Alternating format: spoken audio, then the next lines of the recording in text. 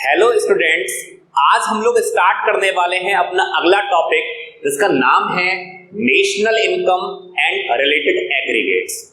जैसा कि मैंने आप लोगों को अपनी वीडियो में प्रॉमिस किया है, मैं हर एक कंटेंट को सिर्फ समझाऊंगा नहीं, दिखाने भी वाले हैं। ऐसा ही हम लोग करने वाले अपने हर वीडियो में और इस चैप्टर में भी। अच्छा, अक्सर एक बात देखा गया कि नेशनल इनकम का नाम सुनते ही लोगों को लगता है बड़े खतरनाक टाइप का चैप्टर है, बड़ा डिफिकल्ट टाइप का चैप्टर है। मैं आप लोगों से प्रॉमिस करता हूं कि मैं अपने एफर्ट से और आपके एफर्ट से हम इस चैप्टर को बनाने वाले हैं हम बहुत ज्यादा इजी। चलिए स्टार्ट करते हैं चैप्टर को कुछ बेसिक टर्म से। सबसे पहले हम लोग समझ लेते हैं कि फैक्टर सर्विसेज क्या होती हैं। कुछ बेसिक टर्म्स को हम लोग समझ लेते हैं। भाई फैक्टर सर्विसेज को ना एक और नाम से जानते हैं, इसको बोलते हैं फैक्टर्स ऑफ प्रोडक्शन। भाई फैक्टर्स ऑफ प्रोडक्शन क्या होते हैं? वो चीजें जो किसी चीज के प्रोडक्शन में यूज होती हैं, किसी चीज को बनाने में यूज होती हैं, उसी को बोलते हैं फैक्टर्स ऑफ प्रोडक्शन। एक बात बताइएगा, जब आप अपने घर पर चाय बनाते हैं तो क्या यूज होता है? भाई चाय की पत्ती यूज होती है, पानी यानी वाटर यूज होता है, इसके अलावा आप लोगों का कुछ और भी उसमें मिलाएंगे, अदरक भी यूज होता है। तो यही हमारे चाय बनाने के लिए होते हैं फैक्टर्स ऑफ प्रोडक्शन। हम लोग बात कर रहे हैं थोड़े से बड़े लेवल पर, हम लोग बात कर रहे हैं किसी कंपनी के लेवल पर, किसी फर्म के लेवल पर, प्रोड्यूसर के लेवल पर। प्रोड्यूसर के पॉइंट ऑफ व्यू से फैक्टर्स ऑफ प्रोडक्शन क्या होते हैं? ये है हाउस होल्ड सेक्टर। कौन होता है house hold sector? House hold sector होते हैं हम जैसे लोग, आप जैसे लोग, यानी फैमिली की मैं यहां बात कर रहा हूं। भाई एक बात बताए हम आप लोगों को, जब मेरे टीचर ने पहली बारी मुझे बताया ना कि भाई हम लोग मालिक हैं, हम लोग ओनर हैं किस चीज के? फैक्टर्स ऑफ प्रोडक्शन के, मुझे बड़ा प्राउड फील हुआ। क्यों फील हुआ? क्योंकि इससे पहले मैं समझता था कि शायद हम लोग तो कुछ भी नहीं है। पहली बार ही पता लगा ना मालिक हैं, ऐसा लगा पता नहीं क्या मिल गया हम लोगों को। हम लोग फैक्टर्स ऑफ प्रोडक्शन के मालिक हैं। फैक्टर्स ऑफ प्रोडक्शन क्या होते हैं? लैंड, लेबर, कैपिटल, एंटरप्राइज, या इसको बोलते हैं एंटरप्रेन्योरशिप। और यही सारे फैक्टर्स ऑफ प्रोडक्शन हम प्रोवाइड कराते हैं फर्म को, या जिसको हम लोग बोल सकते हैं क्या? Producer sector.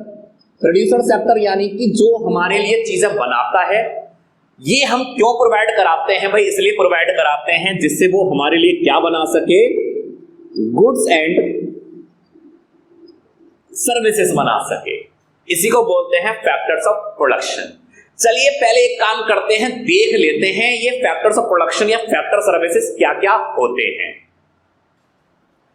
आप इस पिक्चर को देखिए, शायद कोई फैक्ट्री का कंस्ट्रक्शन वर्क चल रहा है और फैक्ट्री को बनाने के लिए सबसे बेसिक जो चीज है वो है लैंड। एक बात बताइए, ये जो जमीन होती है कहीं कोई किसी ऐसे इंसान की तो नहीं होती जो आसमान से उतर कर आया है, किसी दूसरे कहते हैं ना कि कोई दूसरे लोग से उतर कर आया है, ऐसा तो नहीं होता ना। भाई जमीन किसकी होती है? लैंड किसकी होती है? हम जैसे लोगों की होगी, आप जैसे लोगों की होगी। अरे इस लैंड के ओनर कौन होते हैं? कोई ना कोई फैमिली यानी कोई ना कोई हाउस होल्ड ही होगा। बात करते हैं इन लोगों की। ये कौन है?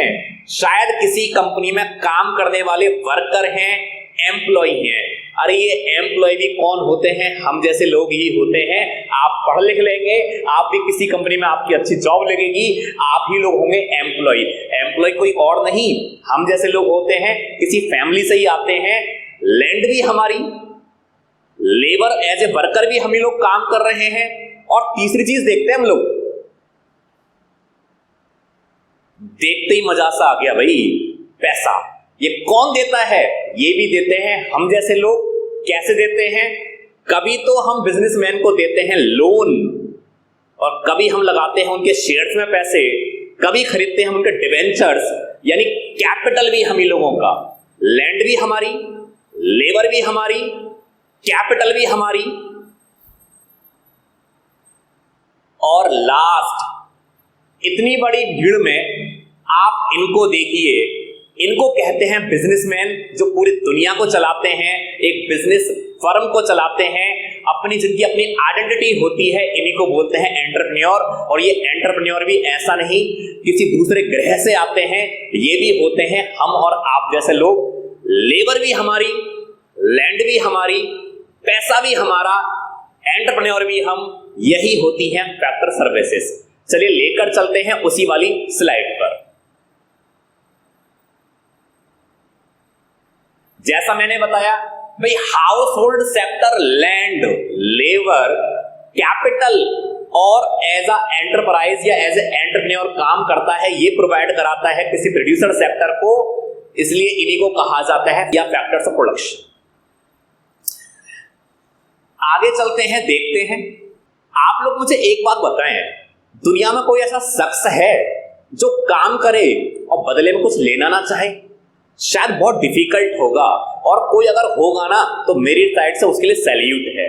भाई हमें अपने लिविंग के लिए कुछ तो चाहिए। भाई हमने अगर किसी कंपनी में काम कर रहे हैं, एज ए वर्कर काम कर रहे हैं, बदले में क्या चाहिए? सैलरी चाहिए, वेजेस चाहिए, यही होती है मेरी फैक्टर इनकम। अभी हमने क्या देखा कि house hold sector producer sector को क्या प्रोवाइड करा रहा था? वो प्रोवाइड करा रहा था फैक्टर सर्विसेज। अरे भाई फैक्टर सर्विसेज के बदले में जो हमें पैसा मिलता है, बदले में, उसी को बोलते हैं फैक्टर इनकम। यानी फैक्टर इनकम कौन सी इनकम हो गई जो कब मिल रही है? जब हम फैक्टर सर्विसेज प्रोवाइड करा रहे हैं तब उसके बदले में जो मिल रही हैं, इसी को बोलते हैं फैक्टर इनकम। और फैक्टर इनकम क्या क्या होती हैं? Rent, interest, wages and profit. चलिए इनको देख ही लेते हैं, देन इसके बाद लौट कर आएंगे इसी वाली स्लाइड पर।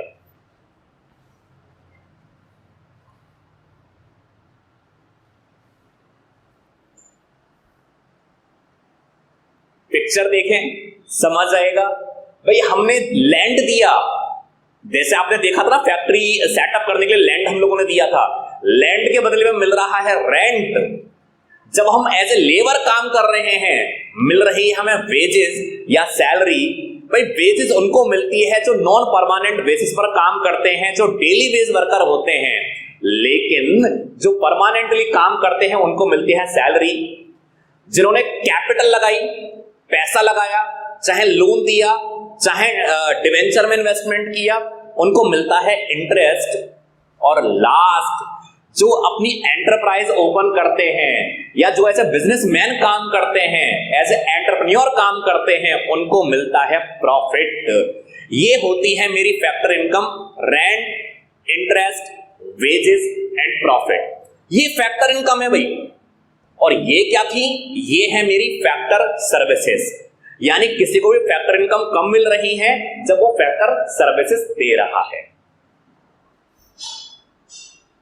जैसा मैंने बताया, ये क्या है? फैक्टर इनकम कम मिल रही है। हमें रेंट कम मिला जब हमने अपनी लैंड को दिया, यानी अपनी कोई जमीन दिया। इंटरेस्ट कम मिला भाई जब हमने अपनी कैपिटल लगाई किसी बिजनेस में। वेजेस किसको मिलता है? वेजेस मिलता है लेबर को। और प्रॉफिट किसको मिलता है भाई? प्रॉफिट मिलता है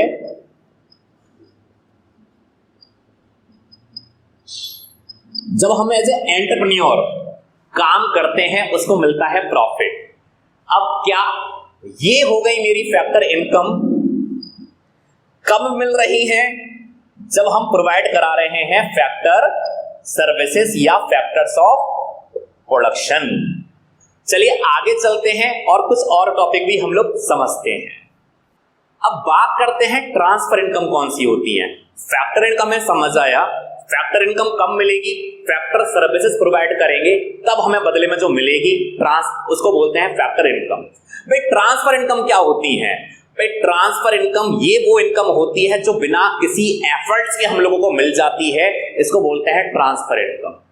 आप इमेजिन करिए, आपने किसी कोई हेल्प किया, बदले में आपको कुछ मिलेगा? बिल्कुल नहीं मिलने वाला, क्योंकि आपने हेल्प किया। इसी को बोलते हैं ट्रांसफर इनकम या ट्रांसफर पेमेंट।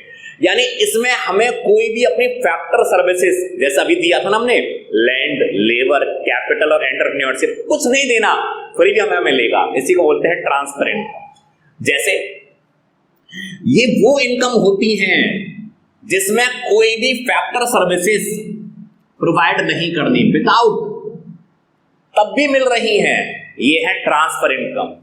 अच्छा, इसको एक और नाम से जानते हैं, वन साइड इनकम। क्यों वन साइड इनकम बोलते हैं? जैसे आपकी गली में कोई भिखारी आया, बेगर आया, आपने उसको 10 रुपए दिए। अच्छा, 10 रुपीज देने के बाद गारंटी है आप ऐसे नहीं खड़े हो जाएंगे। क्यों? ये बदले में ये भी मुझे देगा। अरे भाई, अगर उसके पास होता तो वो मांगता ही क्यों? तो बेगर के पास क्या है, केवल वो आपको दुआएं तो दे सकता है, बदले में कुछ नहीं देने वाला। इसी को बोलते हैं वन साइड इनकम, और इसको बोलते हैं दूसरे नाम से यूनिलेटरल इनकम। यूनिलेटरल यानी जो मिल रही है, देना हमें बदले में कुछ भी नहीं है। एग्जाम्पल्स इसके और कौन कौन से होते हैं? जैसे गिफ्ट देना। भाई, जब हम लोग अपने किसी फ्रेंड को गिफ्ट देते हैं ना, बदले में हम ये उम्मीद नहीं करते बदले में वो हमें रिटर्न गिफ्ट दे। वन साइड है, मिल गया अच्छी बात, बहुत अच्छी बात, नहीं मिला कुछ नहीं कर सकते अपने फ्रेंड का, लौट कर मायूसी से आ जाएंगे हम लोग। कई बार तो ऐसा भी होता है, पार्टी भी नहीं मिलती भाई, और जो चीज होती है ना, केक होता है, वो भी खत्म हो जाता है, फिर भी हमें गिफ्ट देना पड़ता है। यही है मेरी ट्रांसफर इनकम। स्कॉलरशिप के बारे में बात कर लें। भाई, स्कॉलरशिप सीधी सी बात, मैं मानता हूं ये उनको मिलती है जो एफर्ट्स करते हैं, लेकिन हमारा बर्थ राइट नहीं है कि हमें मिले ही मिले, बर्थ राइट थोड़ी है। इसी को बोलते हैं transfer income. Old age pension, जो भी 60 साल से ऊपर हो जाएगा, चाहे जिंदगी में उसने कभी किसी ऑफिस की शक्ल ना देखी हो, तो भी उसको पेंशन मिलती है गवर्नमेंट की साइड से। इसको बोलते हैं ओल्ड एज पेंशन या वृद्धावस्था पेंशन। काम नहीं किया, किसी ऑफिस में काम नहीं किया, फिर भी मिल रही है। क्यों? हमारी गवर्नमेंट उन लोगों के लिए कुछ फैसिलिटी प्रोवाइड कराती है, so that they can survive. तो इसी को बोलते हैं ट्रांसफर इनकम। चलिए देखते हैं कुछ पिक्चर्स, फिर हम लोग आगे कंटिन्यू करते हैं। भाई, फैक्टर इनकम कुछ करने के बदले में मिलेगी, ट्रांसफर इनकम के बिना कुछ किए भी हम लोगों को मिलने वाली है। आप इनको देखें, भाई फ्लड में ये लोग सरवाइव कर रहे हैं, फ्लड में हैं इस समय, बाढ़ ग्रस्त हैं, they are looking for help कि भाई कुछ कोई हेल्प मिल जाए। वो देख रहे हैं कुछ हेल्प आ रही है, अरे भाई इनको कोई हेल्प मिलेगी, कोई सपोर्ट मिलेगी, क्या बदले में ये भी कुछ देंगे? आप कहेंगे बिल्कुल नहीं देने वाले, बेचारे क्या दे पाएंगे। यही है मेरी ट्रांसफर इनकम, यानी कुछ फाइनेंशियल हेल्प मिल रही है इन लोगों को, या फूड से रिलेटेड हेल्प मिल रही है। स्कॉलरशिप बर्थ राइट नहीं है, गवर्नमेंट हमें दे रही है, बहुत अच्छी बात है। आपका कॉलेज आपको दे रहा है, आपका इंस्टीट्यूशन आपको दे रहा है, लेकिन बदले में आप कुछ नहीं दे रहे हैं, सिर्फ आप लोग अपनी स्टडी कर रहे हैं। यही होती है मेरी ट्रांसफर इनकम। लेकर चलते हैं अगले वाले टॉपिक पर। एक बात बताइए, आप और हम सभी लोग कहां रहते हैं? भाई इंडिया में रहते हैं। हम लोग कहां अर्न करते हैं? इंडिया में अर्न करते हैं। मैं आप लोगों के फैमिली मेंबर्स की बात कर रहा हूं। हम लोग खर्च कहां करते हैं? आप लोग कहेंगे और कहां करेंगे? भाई इंडिया में हम लोग खर्च करते हैं, वो बात अलग है, कुछ टाइम पीरियड के लिए हम फॉरेन कंट्री घूमने चले जाएं। नॉर्मली तो हम लोग इंडिया में ही अर्न करते हैं, इंडिया में खर्च करते हैं। ऐसे ही किसी पर्सन को कहा जाता है नॉर्मल रेजिडेंट। नॉर्मल रेजिडेंट कौन है? भाई नॉर्मल रेजिडेंट उसको कहा जाता है जो ऑर्डिनरी तरीके से इंडिया में रह रहा है। ऑर्डिनरी तरीके से यानी परमानेंटली इंडिया में रह रहा है, कुछ टाइम के लिए घूमने के लिए बाहर से, बात अलग है, लेकिन उसका खाना पीना सब कुछ यही है। ऑर्डिनरी तरीके से इंडिया में रह रहा है और साथ में उसका इकोनॉमिक ऑफ इंटरेस्ट भी इंडिया में लाइज करता है। आप बोलेंगे भाई इकोनॉमिक ऑफ इंटरेस्ट क्या होता है? अर्न भी यही करे, खर्च भी यही करे, इसी को बोलते हैं इकोनॉमिक इंटरेस्ट। चलिए कुछ पिक्चर्स देखते हैं, फिर हम लोग इसी वाले स्लाइड पर लौट कर आते हैं एक बार और। ये रहा मेरा इंडिया का पॉलिटिकल मैप। ऐसा कोई पर्सन जो इंडिया में रह रहा है, यही अर्न करता है, यही अपने एक्सपेंडिचर करता है, सारी बिजनेस एक्टिविटी यही कर रहा है, इसी को बोलते हैं नॉर्मल रेजिडेंट। अरे भाई ये सब लोग कौन हैं? इनका फेस देखिए और पहचानने की कोशिश करिए। ये इंडियंस हैं, हम लोग हैं, आप लोग हैं। कहां रहते हैं? यही रहते हैं इंडिया में। कहां अर्न करते हैं, यही अर्न करते हैं। कहां एक्सपेंडिचर करते हैं, यही हम लोग एक्सपेंडिचर करते हैं। इसी को बोलते हैं नॉर्मल रेजिडेंट। एक बात और भाई, गवर्नमेंट के कोई किसी भी एक्शन से जिसको फर्क पड़े वो भी हमारा नॉर्मल रेजिडेंट कहलाएगा। जैसे फॉर एन एग्जांपल, माना गवर्नमेंट ने जीएसटी को इंक्रीज कर दिया, फर्क पड़ेगा, मुझ पर फर्क पड़ेगा, आप पर फर्क पड़ेगा। यही होता है नॉर्मल रेजिडेंट। अगर ज्यादा इंक्रीज कर दिया ना, हम लोग प्रोटेस्ट करने भी बैठ जाएंगे, धरना पर भी बैठ जाएंगे। लेकिन अब बात आती है कि आखिर नॉर्मल रेजिडेंट कौन नहीं होते हैं। ताजमहल और ये रहे हमारे फॉरेनर्स। अब ये बताइए, गवर्नमेंट ने जीएसटी इंक्रीज कर दिया, ये लोग हैं बेचारे 1 वीक के लिए घूमने के लिए आए हुए हैं, 1 हफ्ते के बाद ये चले जाएंगे इंडिया से। क्या ये लोग भी प्रोटेस्ट पर बैठेंगे? आप लोग कहेंगे इनको क्या फर्क पड़ेगा, घूमने के लिए आए, एंजॉय करें, जाएं। ये हमारे कंट्री के लिए नॉर्मल रेजिडेंट नहीं है। क्यों? क्योंकि इनका कोई भी इकोनॉमिक इंटरेस्ट ये वाला हमारे इंडिया में लाइज नहीं करता। एक और पिक्चर देखते हैं। एक पर्टिकुलर लेडी फॉरेन कंट्री की है, इंडिया में अपना कराने आई है ट्रीटमेंट। भाई ट्रीटमेंट कराएंगी, अपने कंट्री वापस जाएंगी। क्या ये पूरी तरह से नॉर्मल तरीके से इंडिया में रह रही हैं? क्या ये इंडिया में अर्न और सारी एक्टिविटीज परफॉर्म करती हैं? आप लोग बोलेंगे नहीं, सिर्फ ट्रीटमेंट के लिए आई हैं, ट्रीटमेंट कराने के बाद जाएंगी अपने कंट्री वापस। ये भी हमारे कंट्री के लिए नॉर्मल रेजिडेंट नहीं है। WHO वर्ल्ड हेल्थ ऑर्गेनाइजेशन, भाई जहां इसका ऑफिस सिचुएटेड होगा ना, ये वहां के लिए नॉर्मल रेजिडेंट कहलाएगा। माना जहां जहां पर भी WHO का ऑफिस सिचुएटेड है, उस कंट्री के लिए नॉर्मल रेजिडेंट कहलाएगा। अगर इंडिया में भी है तो इंडिया के लिए भी कहलाएगा, अदरवाइज नहीं कहलाएगा। चलिए लेकर चलते हैं उसी वाली स्लाइड पर।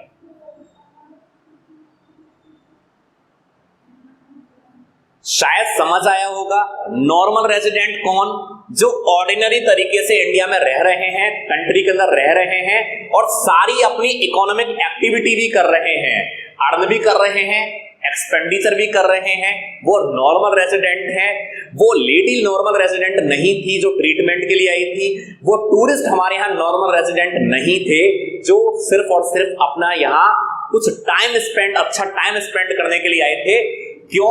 ना तो वो अपने इंडिया में ऑर्डिनरी तरीके से रह रहे हैं, ना वो यहाँ अर्न करते हैं, सिर्फ कुछ समय के लिए एक्सपेंडिचर करते हैं, परमानेंटली नहीं करते, वो तो अपने कंट्री में वापस लौट जाते हैं। आखिर अगर वो नॉर्मल रेजिडेंट होंगे भी ना, तो वो जिस कंट्री से बिलोंग करते हैं उस कंट्री के लिए होंगे, हमारे लिए तो नहीं है। चलिए लेकर चलते हैं अगले वाले टॉपिक पर।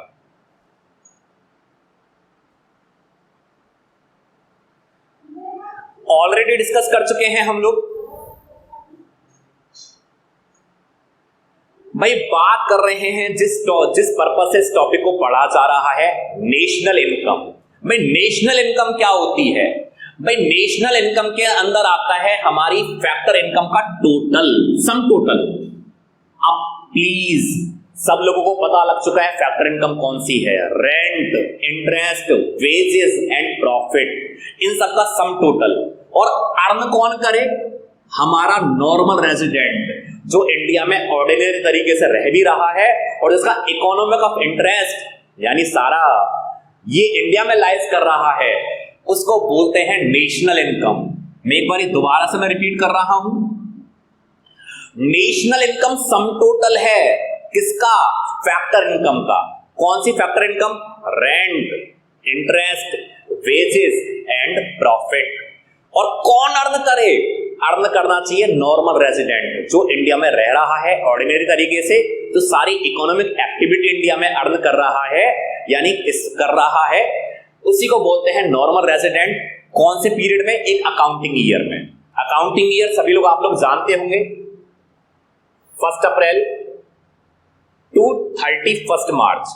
इसमें जो भी उसने अर्न किया इसी को बोलते हैं नेशनल इनकम। चलिए हमने नेशनल इनकम को भी समझ लिया, सम टोटल फैक्टर इनकम का है। अर्न कौन करे? नॉर्मल रेजिडेंट करे। अकाउंटिंग ईयर में 3 चीजों का combination, factor income, normal resident earn करना चाहिए, अकाउंटिंग ईयर में अर्न करना चाहिए, इसी को बोलते हैं नेशनल इनकम। आगे चलते हैं, कुछ और हम लोग समझते हैं। जैसा मैंने बताया, नेशनल इनकम क्या होती है, फैक्टर इनकम कौन कौन सी, rent, interest, wages and profit.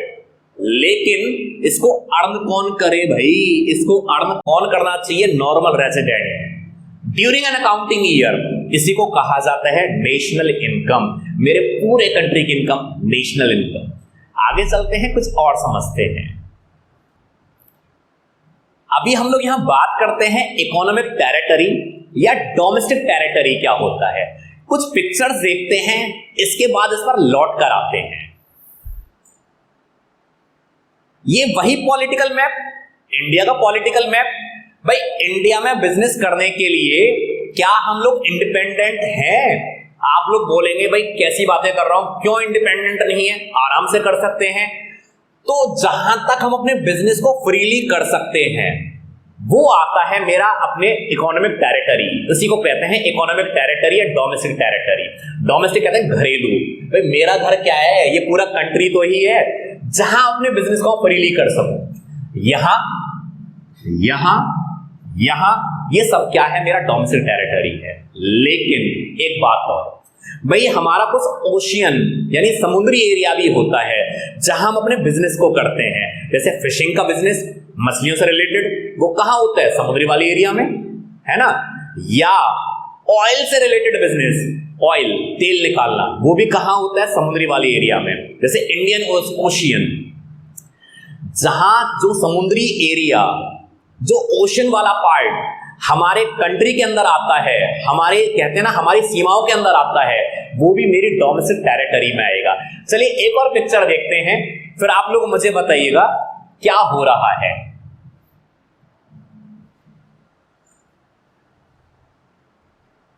ये हमारे यहां के एक बिजनेसमैन, एक मैंने ऐसी कोई फोटो लिया है ना। ये हमारे यहाँ के बिजनेसमैन, कलरफुल शायद लग रहा है होली का टाइम चल रहा है। ये बिजनेस एक्टिविटी कर रहे हैं। कहाँ कर रहे हैं, इंडिया में कर रहे हैं, इंडिया से बाहर। आप लोग कहेंगे देखने से तो ऐसे लग रहा है इंडिया में हो रही है। तो जहां तक हम अपने बिजनेस को फ्रीली कर सकते हैं वो पॉलिटिकल बाउंड्री, इसी को बोलते हैं इकोनॉमिक टेरिटरी या डोमेस्टिक टेरिटरी। लेकिन साथ में वो वाला ओशन वाला पार्ट भी, जहां तक हम अपने बिजनेस को कर सकते हैं, वो भी हमारा आएगा इसके अंदर। जैसा मैंने बताया भाई इकोनॉमिक टेरिटरी होता क्या है, वो ज्योग्राफिकल टेरिटरी जहां तक कोई भी पर्सन, गुड्स या सर्विसेज या कैपिटल फ्रीली सर्कुलेट हो जाए, इसी को बोलते हैं डोमेस्टिक टेरिटरी।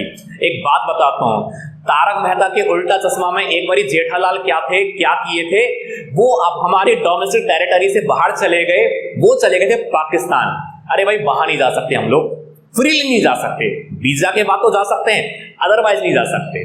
तो जहां तक हम अपने बिजनेस को फ्रीली कर पाए, इसी को बोलते हैं डोमेस्टिक टेरिटरी।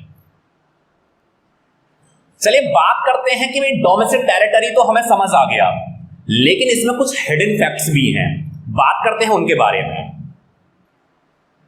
अरे भाई एयर इंडिया का एरोप्लेन, कोई घुमाने फिराने वाली बात नहीं करूंगा, सीधा सीधा पॉइंट पर आऊंगा। बिल्कुल एक बात मैं आप लोगों को समझा दूंगा ये आखिर है क्या कॉन्सेप्ट। अगर वो एयरलाइन इंडिया की है, चाहे कहीं पर भी वो कहीं भी जा रही हो, वो मेरे डोमेस्टिक टेरिटरी का पार्ट, क्योंकि इंडियन एयरलाइन है। जापान की एयरलाइन जापान के डोमेस्टिक टेरिटरी का पार्ट होगा, सिंगापुर की एयरलाइन सिंगापुर के डोमेस्टिक टेरिटरी का पार्ट होगा, जो हमारी एयरलाइंस हैं वो मेरे डोमेस्टिक टेरिटरी का पार्ट होगा, चाहे वो किसी भी दो कंट्री के बीच में कहीं भी जा रही हो। I hope is it clear.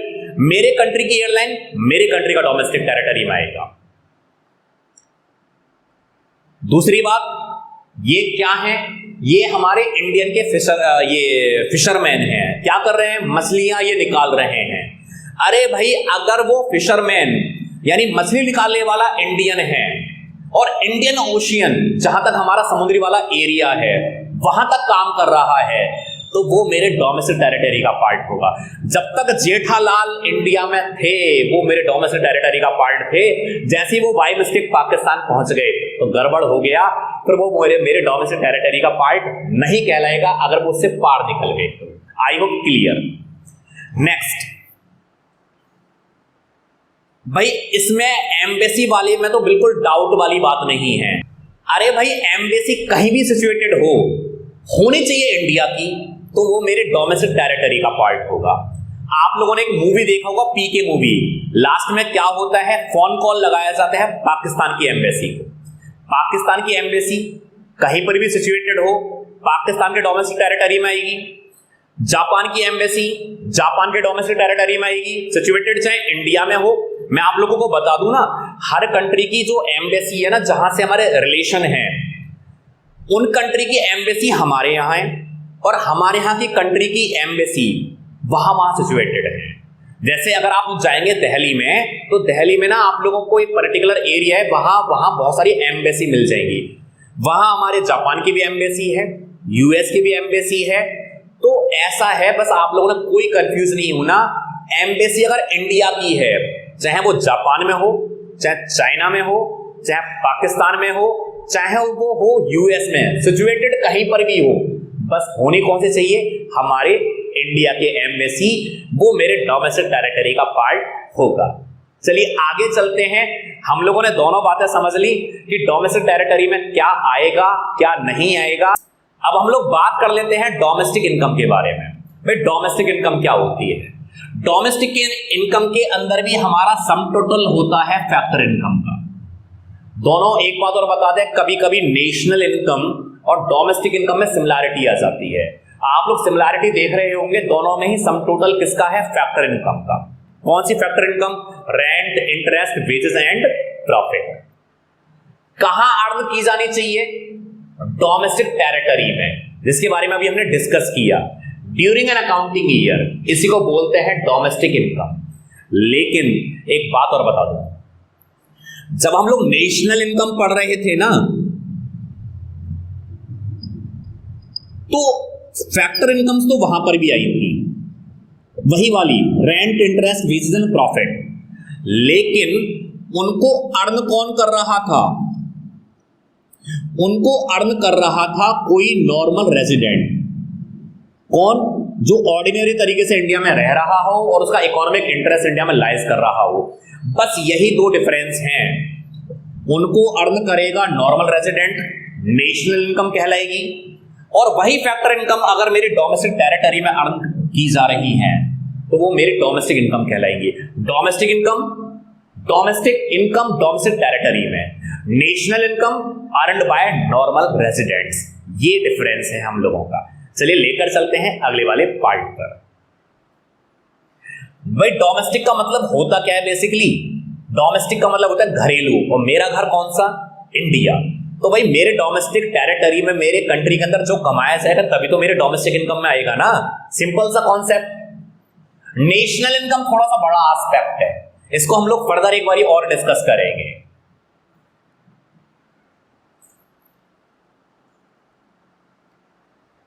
मेरे कंट्री के अंदर अर्न कर रहे हैं, वही वाली पिक्चर है, मेरे डोमेस्टिक इनकम का पार्ट होगा, क्योंकि डोमेस्टिक टेरिटरी में बिजनेस कर रहे हैं। जैसा मैंने कहा, नेशनल इनकम को एक बारी और देखेंगे। देखो, मैं बता दूं आप लोगों को, डोमेस्टिक इनकम सिंपल सी बात है। भाई, डोमेस्टिक क्या है? मेरा घर क्या है? भाई, मेरा घर है इंडिया। ऐसी इनकम जो कहां अर्न किया गया है? इंडिया में अर्न किया गया है। ये मेरी डोमेस्टिक इनकम है। लेकिन आप एक बात और समझें, जैसे कुछ कंपनीज के मैं नेम ले रहा हूं, टाटा, इन्फोसिस और भी बहुत सारी कंपनीज, इनकी ना ब्रांचेस फॉरेन कंट्री में भी है। अब एक बताइए, इंडिया की कंपनी है, ब्रांच फॉरेन कंट्री में है, भाई पैसे कमाकर कहां लाएगी? जब उसका मालिक यहां है, कंपनी वो यहां की है, तो पैसे तो इंडिया में कमाकर लेकर आएगी ना। तो भाई, नेशनल इनकम बनाने के लिए इसमें वो वाली इनकम और आ जाती हैं जो फैक्टर इनकम हमें किसी फॉरेन कंट्री से मिली है, फॉरेन कंट्री से। इन दोनों को मिलाकर बन जाता है हमारा नेशनल इनकम। इनकम इंडिया में कमाई, हम जैसे लोग हैं हम इंडिया में अर्न कर रहे हैं, आपके हो सकता है पेरेंट्स इंडिया में अर्न कर रहे हो, ये होगा डोमेस्टिक इनकम। लेकिन अगर मेरी बिजनेस एक्टिविटी फॉरेन कंट्री में भी है और वहां से भी मुझे इनकम हो रही है, इसी को बोलते हैं net factor income from abroad, दूसरे कंट्री से। दोनों को ऐड कर दीजिए, बन गई मेरी नेशनल इनकम। चलिए पढ़ लेते हैं भाई, नेशनल इनकम किसका सम टोटल है? वो इनकम जो मेरी with in the domestic territory में अर्न किया गया है, डोमेस्टिक टेरिटरी मतलब डोमेस्टिक इनकम, और साथ में वो इनकम जो किसी फॉरेन कंट्री से आ रही हैं, इन दोनों का टोटल है, इसी को बोलते हैं क्या? National income. यानी डोमेस्टिक इनकम में एनएफआईए ऐड कर दीजिए। एनएफआईए क्या? Net factor income from abroad. आगे चलते हैं, कुछ और हम लोग समझते हैं। जैसे ये भाई साहब वही वाले हैं जो हमारे कंट्री के अंदर अर्न कर रहे हैं। बताइए कौन सी इनकम है ये है हमारी डोमेस्टिक इनकम। क्यों भाई? कहां अर्न कर रहे हैं? इंडिया में, हमारी डोमेस्टिक टेरिटरी में। कंपनी इन्फोसिस कहां काम कर रही है? फॉरेन कंट्री में। कंपनी कहां की है भाई? ये इंडिया की कंपनी है। अब फॉरेन कंट्री में काम कर रही है, पैसे कमाकर कहां लाने वाले? इंडिया में तो आएगा भी सारा पैसा, क्योंकि कंपनी यहां की है। तो ये जो पैसा लेकर आते हैं, इसी को बोलते हैं नेट फैक्टर इनकम, वही फैक्टर इनकम।